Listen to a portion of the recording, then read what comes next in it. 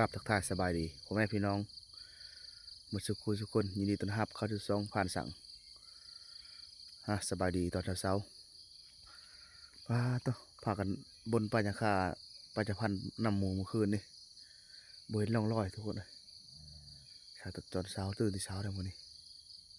ชี้ไปนะไปเบิ่งกงไห้คือเก้าเช้ามื้อนี้ก็ชาวบ้านก็แต่ว่าชิวมันยังพากันตื่นอยู่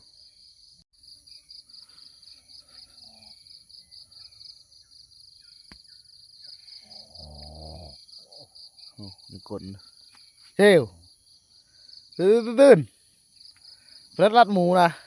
ช่วยเลย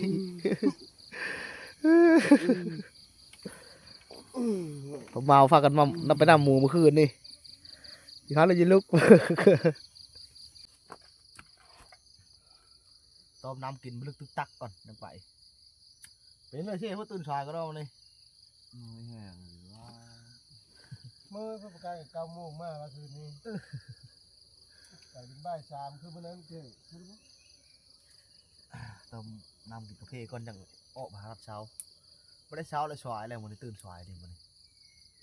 และไปภาคแกงกระบ้าคือเก่าเช้ามันนี่ก็ออกมาเบิ่งกันก็มาให้กันเราเห็นเมื่อวานเนี่ยนกเป้ากินหลายนะ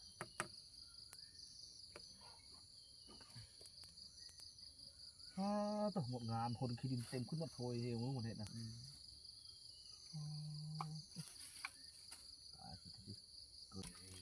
เราได้แล้ว เฮากินแต่ดาคิมิเลิศหมูนะ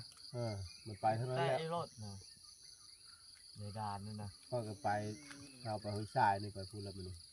วันนี้กินข้าวกินน้ำแล้วก็พายเดินมือทุกคนเลยบ่สู้ขึ้นมือตะวันนี่สบายโดหารับเช้าก็ได้เมื่อได้มือท้ายสุดมันนี่เนาะข้าวกินน้ำบุแล้วมาไปหาอยู่หากินมาบุเลยสั่งกินกาแฟแล้วออกมาหาละสาวก่อนบ้านเลยไปทางนั้นเสื้อก็รับไว้แรงเมื่อวานนี่แหละพยายามมันก็รับพร้อมมือนี้เป็นมือเช้าสุดท้ายสุดแล้วมือนี้พาเดียวมาตาหายิงแล้วก็พาเดียวปั่นข้าวปั่นน้ำเช้าแล้วก็ชีพากันลงมือมือนี้พุ่นแหละรอบหน้าพุ่นแหละขึ้นมาใหม่อีกรอบนี้ก็ว่าประมาณกระมานอยู่พ่อแต่ได้อยู่ได้กินนะยังบริษัทใหญ่ผ่านไป4 คนทับหมูเมื่อวานนี่ก็บ่ได้ซ้ำไปนำเมื่อคืนนี่จนว่า9 โมง 10 โมงพากันมา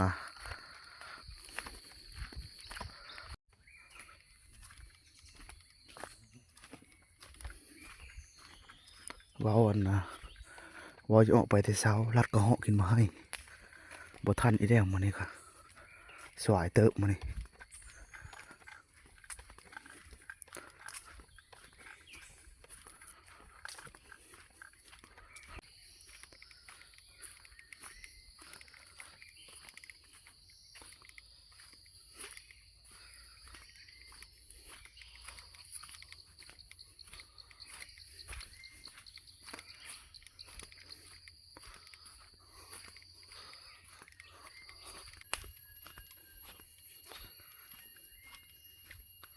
พอกระเหาะตัวนึงมาเมื่อกี้นะบ่ได้จอบเลยนะมาหามทางกะย่างพาวไปผู้พักให้กระบ้าพักนะย่างโดดมาเลยทีนี้ดองทวารรถมันกินนะกินมาเข่ง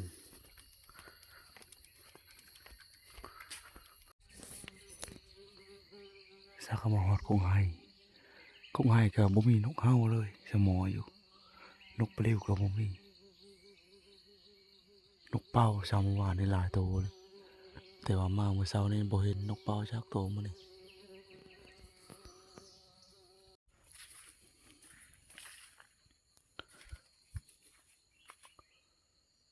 กุกไห้ก็บ่มีนกเฮาพุ่นแหละมันสิไปหายิงตามดงแคมด่านชาติพุ่นแหละหายิงก็เหาะ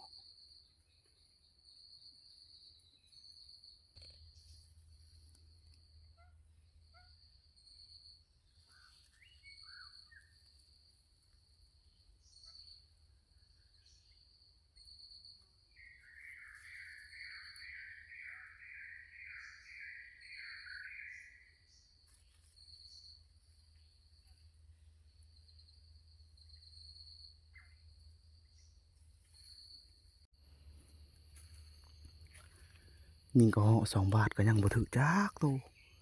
จักมันเป็นได้เลยทุกคนเอ้ยอย่าหายเด้ก็เหาะเด้ตัวบักใหญ่ยิงจำจะก็บ่ถึกยิงก็เหาะก็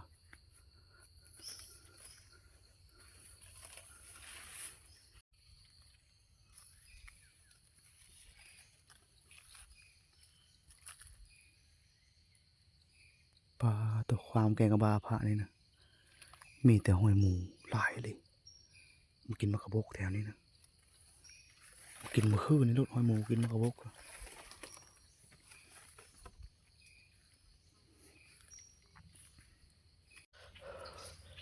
มาบ่ทันแล้วทุกคนเลย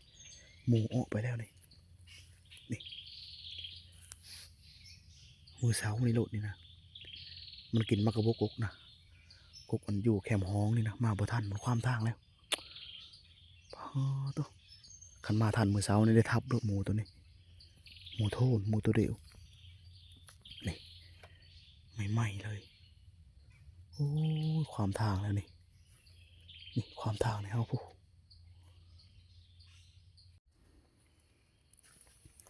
เวเฮายามกลับก่อนกลับที่กกบกนี่นะซื้อ2 ด่างอยู่นี่นะ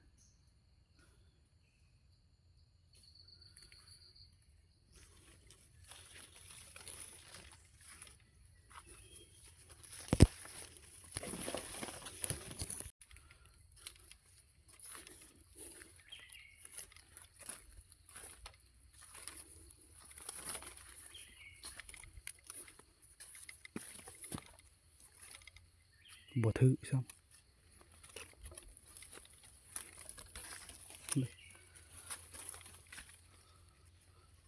ด่างนั่นก็บ่ถือด่างนั่นก็แล้วบ่ถือจากด่างเลย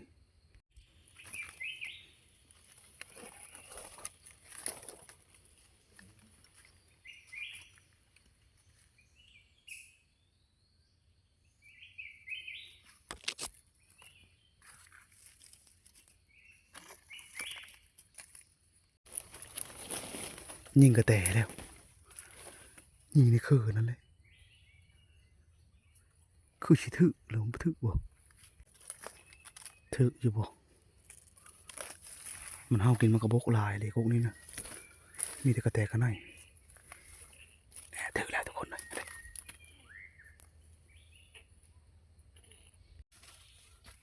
ยังไม่ทันตายนะ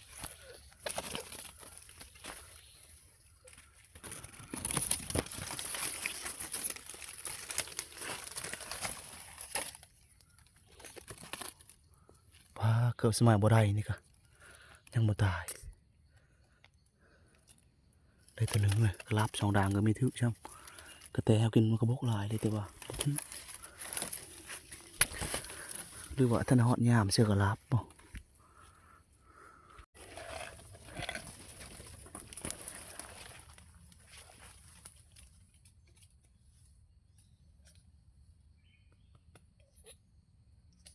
สักกระแตตัวหนึ่งนี่ก็เหาะ2 บาทบ่ถือและมันขี่ไปหายามกระลับเลาะมือก่อนยามกระลับน้ำทางเท่านั้นแน่ อ้าว ประเดี๋ยวนะ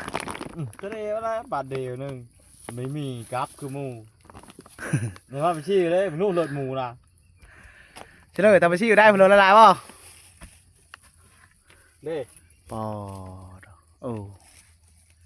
ตอนนี้น่ะเชื่อทางพี่ป่ะทางลงแกกับน้ำเต้า เออ อันตอนนี้น่ะเชื่อทางพี่ เออ โอ้เต่าชิวได้ชี้เต่าอ้าวเต่าไปชี้มันนึ่งข้าวรถมันนี่ นึ่งข้าวแล้วมันมีมัน ได้เริ่มหมูเช้านี่คือลืดใช่ไหม มันจวดพระเจ้าเสาวดิพอ พูดหมูอยู่พระเช่พูดปอดโตจะไปเบิกรถช่ำแรงมันเห็ดแตะห้อยมันเลย กุกบุกนะ มันคือนี่รถไปลึกหมูเจ็บห้อยอันเข้าไปว่านี่รถเชื่อหมูนะ มันเตะไปพุ่นมาแล้ว หมูห้อยอ้ายใหญ่ก็อยู่พู โอ้ยตัวก็ยิงแล้วนะเนาะ ไปเบิ้งไม่เชื่อ แมนหมูไปกับมันเตะหากินคืนนี่ตัวแรงก็เลยเราไปชี้ยิงแล้วป๊บพุ่นกินนี่พุ่นจะ โอ้ยอายแล้วเขาพอช่วยแล้วโอ้ได้กระแตตัวนึงมานี่อันนี้ของบวาดเพิ่นของตาวชิวเพิ่น4 โตนี่บ ปืนก็เห็ดอยู่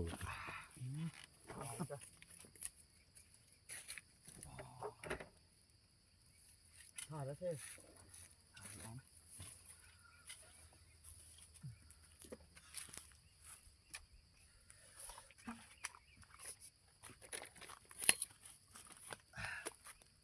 เข้า3 คนกับนึ่งหลายเนาะ เดี๋ยว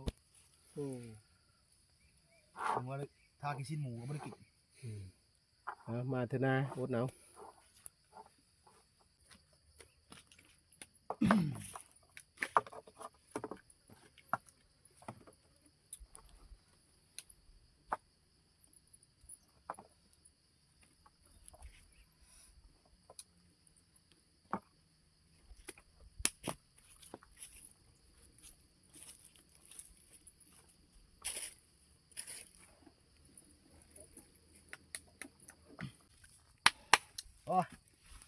จากกันนึ่งข้าวสุกจีกระแตก็น่าจะกินก่อนบ่เนี่ยโถกินข้าวกินน้ำข้าได้พากันมือลงมือก่อนบ่เนี่ยรอบหน้าพูดขึ้นมาใหม่อีกลามกันไหนเฮ็ดเลยกิน จุ่มน้ำฮ้อนนั้นแล้ว ลาบบ่ลาบเอาผักเขาก็มีมะนาวเขาก็มี ลาบตัวนึงอีกอิ่มแล้ว3 คนน่ะ คือจุ่มน้ำฮ้อนนะเจ้า จุดหัวป่ะ ละน้ำหนึ่งฮ้อนอยู่ตกคนง่ายใช่ ก็แต่หับบ่ายหากิดดิกแต่เนาะ ไปกินตะเลอว่ากระแตนะ เอากันต่อ ฮอนป่ะ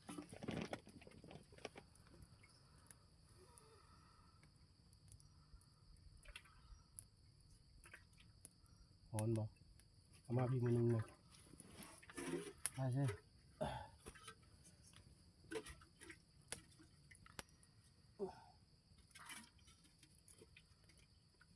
หมูนะ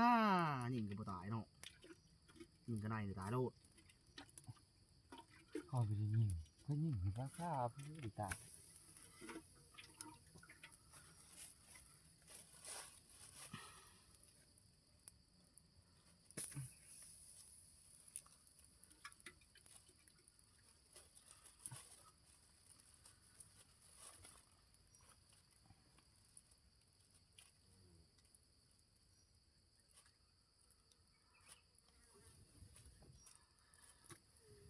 แต่ในหากุดมันกัดดี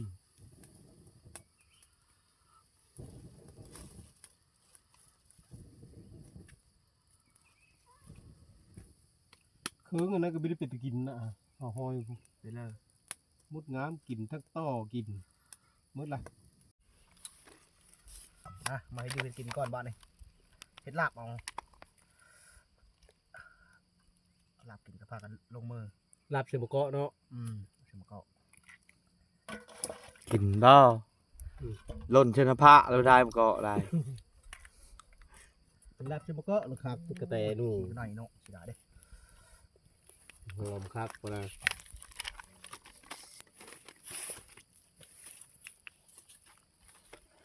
อาหารผู้ชมก่อน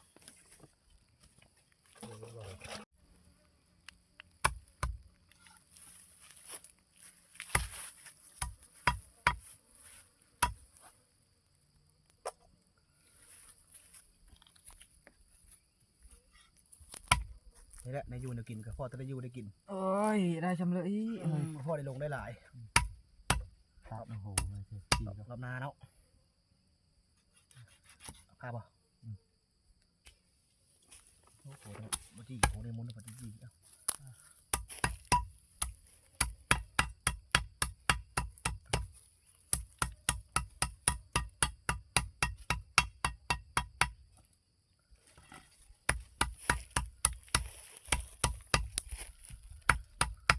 โอ้ลาบเอาเนาะ พาไปชีวิตใจเขาเองกินเนาะ คักเลย กินแซ่บนะเขาเองกิน นั่นแหละ เอาแซ่บตาย้อยบ่นี่ เอาไม่สองก็ได้เฮ็ดกินนี่แซ่บ บ่ได้กินเป็นอยู่นี่มาบ่ได้ก่อน ถ้าเฮ็ดกินดีเป็นคือวาดจะเอาเพื่อจะได้สอง คือเบาจูมันจะได้ชองโลด เอาเขามากินบ่าย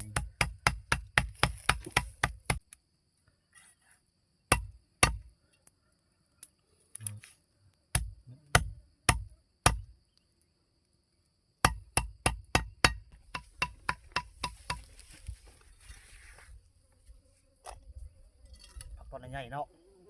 จังเต็มกับข้าวโลดคักๆจักบาทก่อนมือเอ้า คำโนโน่ พี่เคเขานำมันแซ่บ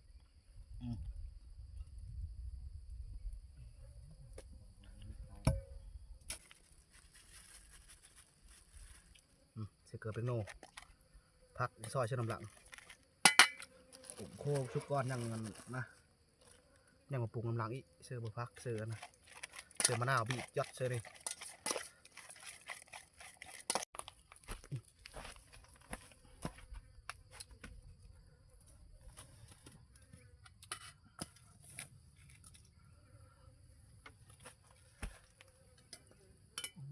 เรียบร้อยขอมาโลด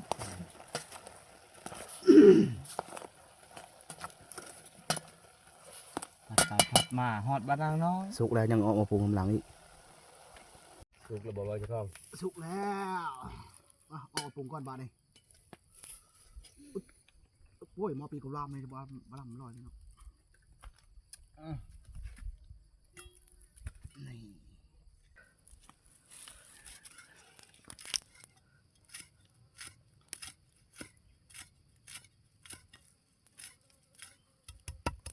โทษดีนี่มันหอมแดงเขานะ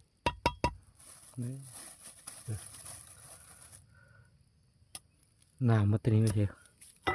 บ้ายัง หน้าเขาตะเก้าตั้งใจนี่นะก่อน นาได้ ตะเก้าเลย ตะเก้านั่นนี่นะเดี๋ยวกอดนะตัวนี้ก็สุกเรียบร้อยแล้วตัวนี้ เชื่ออย่างไม่เขาเอาหรอก โอ้ หน้าตะทู่ ซอยเอามาคิดกันตำเชื่อบุคักว่าผ่านมาชีผมว่าแบบเชื่อโดดนำ กัดเลย เพราะว่าจะมีเอาอีโน่ เอาอีก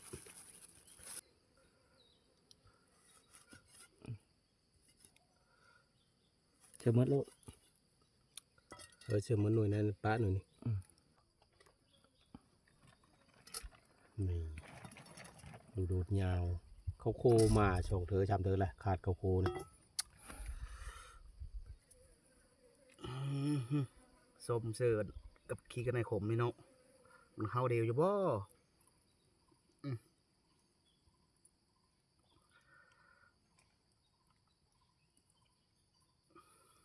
พ่อบอกหนาวเอาอีกบ่ และ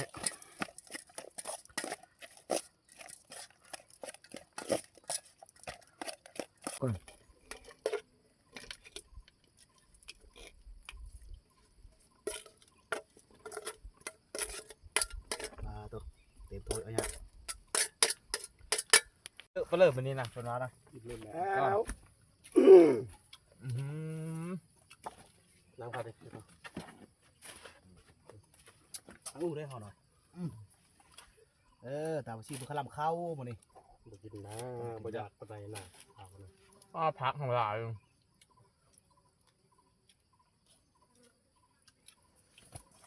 หนูไปละเซ็ตติดกองมาพี่กองที่เห็นครับ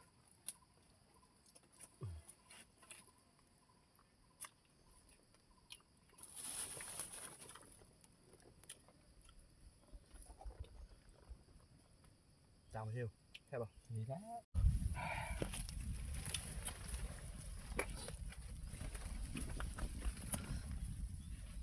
เดี๋ยวเพชรละโอ้กัดโดนกับเพชร มึงเมื่อจำ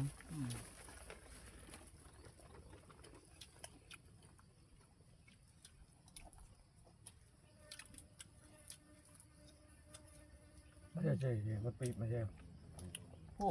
ทางนาชาติปุ๊ ตอนนี้มาเฮีย ตัวขโมยเลย